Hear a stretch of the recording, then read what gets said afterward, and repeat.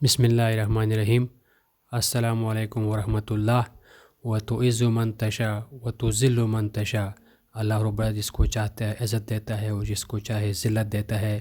ناظرین گرامی، آج کی جو خبر آپ کو سنانے جا رہے ہیں بڑی دکھ بری اور بڑی افسوسناک خبر ہے۔ مختار انصاری کے حوالے سے ان کا انتقال ہو چکا ہے، اور آپ دیکھ رہے ہیں یہ جو قافلہ جا رہا ہے یہ ان کے جنازے کو لے کے جا رہا ہے، اور ان کے آبائی گاؤں محمد آباد میں ان کو سپرد خاک کیا جائے گا۔ اور آپ اسکرین پہ دیکھ بھی رہے ہیں ان کی قبر تیار ہو رہی ہے، بلکہ قبر ان کی تیار ہو چکی ہے، اور وہاں پہ ان کو دفنایا جائے گا۔ انہوں نے اپنی زندگی میں پوری آن و شان کے ساتھ اپنی زندگی گزاری تھی، اور جب دنیا سے جا رہے ہیں تو ایک قافلے کی صورت میں ایک پوری آن و شان کے ساتھ وہ اس دنیا سے جا بھی رہے ہیں۔ یہ ہوتی ہے جس کو اللہ رب العزت عزت دیتا ہے، اس کو دنیا کی کوئی طاقت اس کی ذلت کو نہیں لا سکتا ہے۔